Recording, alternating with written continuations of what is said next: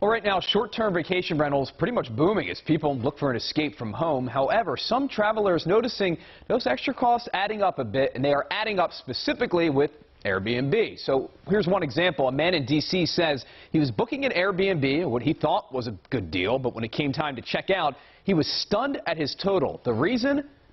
You clean the entire house, vacuum the floors, wash the towels, scrub the kitchen, strip the bed, take the trash to the curb, check out at 11 a.m. sharp. Then you get the bill. $250. Cleaning fee. For a house you just spent 2 hours cleaning yourself.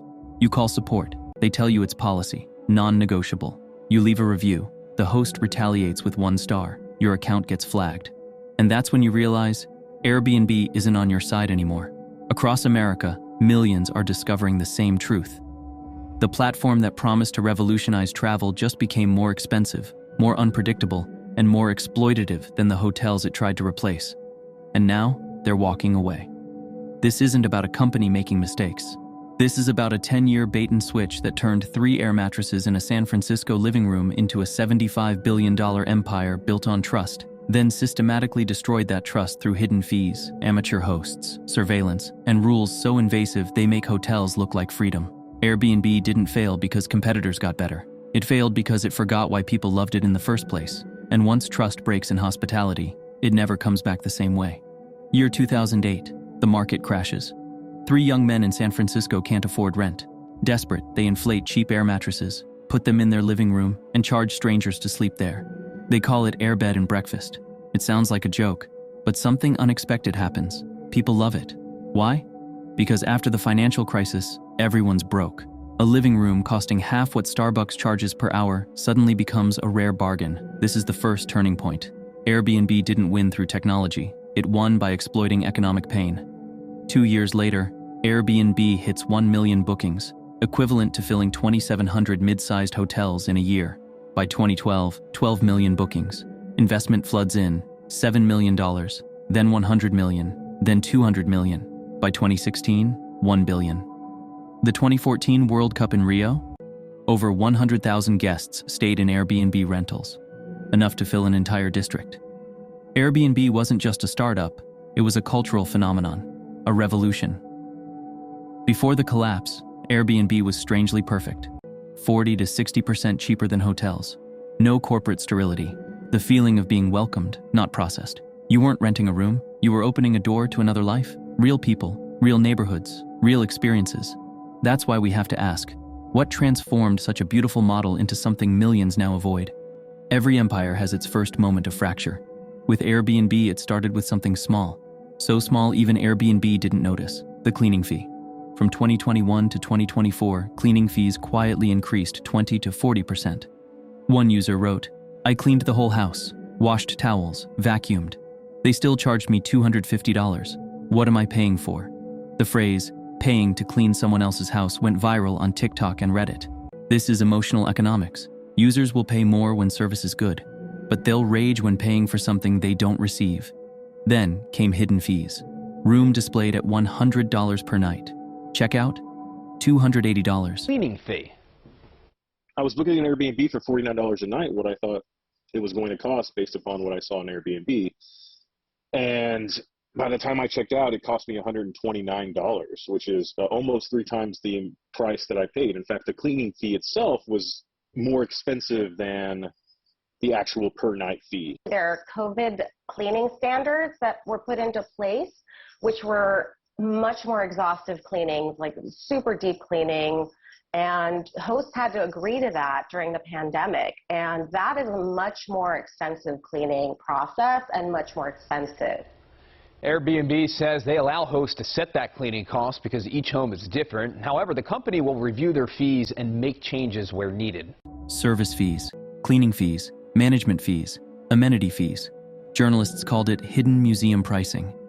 Every click reveals an unwelcome surprise. Users describe it as feeling cheated. And once trust breaks, customers don't argue.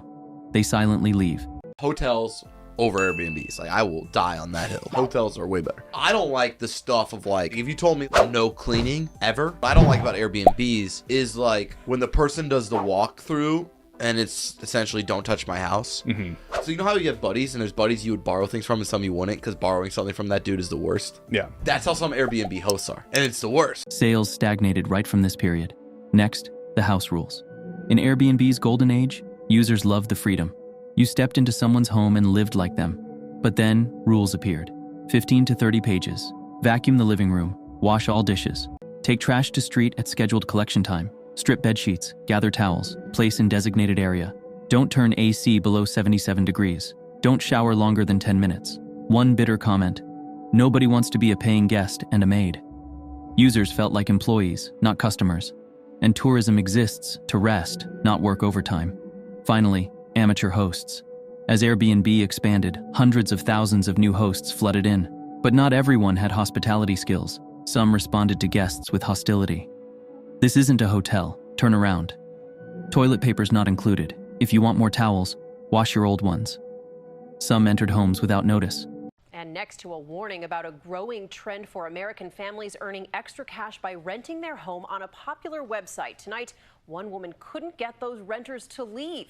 Here's ABC's Candace Gibson with what you need to know before opening your home to strangers. This is what one California homeowner called a living nightmare. Watch as this couple roams the Santa Cruz house, rummaging through the refrigerator cabinets, the homeowner standing on the side, helpless. Do you feel like a prisoner in your own home? Absolutely. I have 8 security cameras in my house right now. 33-year-old Poonam Sandhu renting her master bedroom to this couple through Airbnb last month. Weeks into the contract, agreeing to transition to a cash-only payment not involving Airbnb. And that's when Sandhu says the payments stopped coming. So I asked them very politely, it's time for you guys to go. And did they go? They did not. Surveillance cameras rolling as the duo is served illegal papers, but they refuse to leave. The shirtless male seen creeping throughout the house at night. California law on their side. California law allows the tenant that 30-day notice because they have to find a new place to live. Yeah. And that's expensive. And some tenants have been using that to their advantage. Sandhu finally agreeing to pay $1,750 to get the pair to leave her own house, figuring it's less than a lengthy eviction process. Nightmare? Absolute nightmare. Worst thing I've ever experienced in my life. Scariest thing. Court documents indicating this same couple has an ongoing claim against them for not paying rent elsewhere. Now Airbnb telling ABC News we strongly encourage hosts to only book through Airbnb. They may change policy to financially penalize anyone who overstays an Airbnb reservation. Other experts encouraging those renting out their homes to do background checks. Candace Gibson, ABC News, Santa Cruz, California.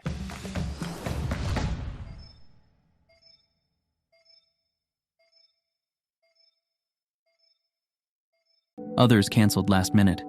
In hospitality, unprofessional attitudes are fatal. Every bad experience is a hole in the ship. By 2023, those holes were large enough for water to flood in. At its peak, Airbnb was 40 to 60% cheaper than hotels. But then, users realized a cold truth. 3 days on Airbnb cost $650 to $700. 3 days at a 4-star hotel, $350 to $450, with breakfast included. And what she was doing was, whenever it was time to clean, he goes, she just asked us nicely in the messages, hey, can you put the laundry, all the dirty clothes in the laundry? He goes, she didn't even ask us to start it or anything. And we were like, she was so nice about it. We just went ahead and started it, and she was charging a low cleaning fee. So Airbnb is starting to see it's pissing guests off. The cleaning fee pisses off guests. It just does, right? Because, I mean, they don't see it at a hotel. They're paying it. They just don't see it. So Airbnb is now in a situation where they're saying, okay, we need to get rid of the cleaning fee because of the guests. Do you like never stay in an Airbnb? Worst case scenario, I'm in an Airbnb. I mean, think about it. Right now, I'm in Miami with a Hyatt Regency. I got upgraded to the Panorama Suite, which is awesome. I got free breakfast. I got a gym, good Wi-Fi, check in, check out, super easy. They're going to change my bed sheets and all this stuff. For me, I just think about the ease. And then there's the benefits of I didn't pay for it, and you can earn points from staying. So I just look at all the compounding factors, how many more benefits there are to having a hotel. And Airbnb, if you're just like solo traveling or traveling with one other person, that almost always makes sense. Americans accept risk when prices are low. But when risk increases and prices rise, they leave. Airbnb suddenly became the most expensive but not the best product, an extremely dangerous position. Then came the horror stories. Hidden cameras and clocks, smoke detectors, room corners, floors with nails sticking out requiring stitches. It was just like, holy crap. This is a camera. But it didn't look like a camera. It was a phone charger. Chloe Lebrunet's fiance had grabbed it from the bedroom wall of their Airbnb, thinking it was hers.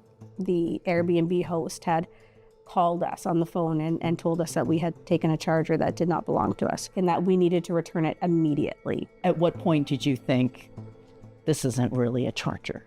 He became increasingly paranoid. When am I getting this charger back? I think it was like a light bulb moment that we all just went, oh my goodness, is this a hidden camera? Across North America, police have seized thousands of images from hidden cameras at Airbnb rentals, including people's most intimate moments. What happened when you realized that there was a camera in that charger?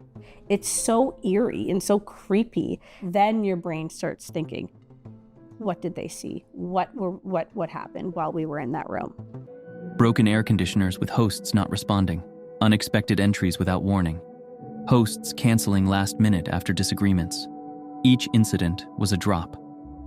When the glass overflowed, users asked a terrifying question.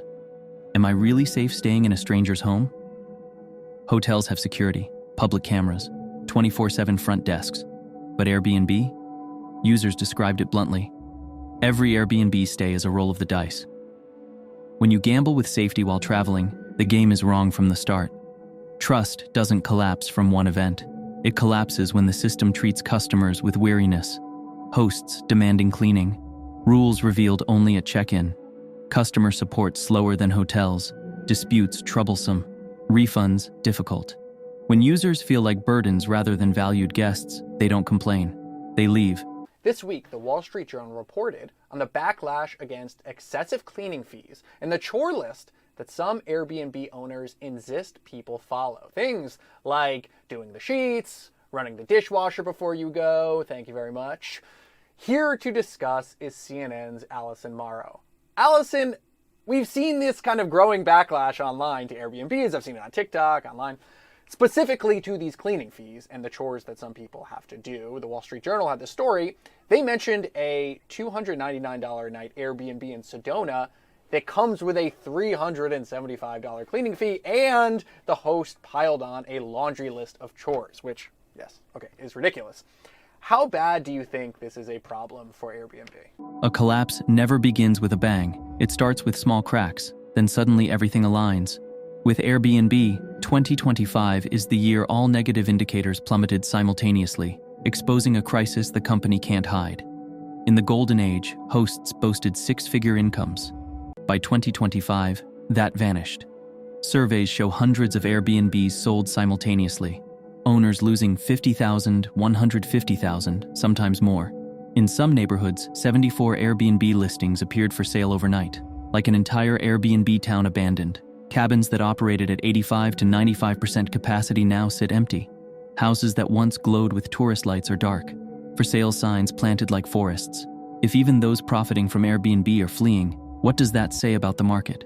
U.S. authorities reacted.